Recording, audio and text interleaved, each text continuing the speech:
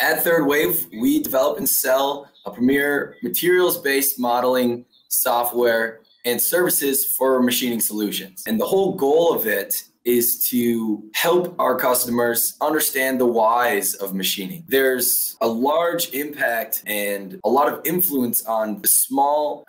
geometry that is within the tools and the work pieces that we're simulating. So we worked on a case study here with one of our users on tool selection and machining titanium, and really one of the leaders in the US defense and aerospace manufacturing industry. I think with this project, again, allowing us to take something that we have in our hands, scanning it with the Alicona, and then modeling it and getting it into the software is such a leg up, and it's such an enabler for us as a company and our users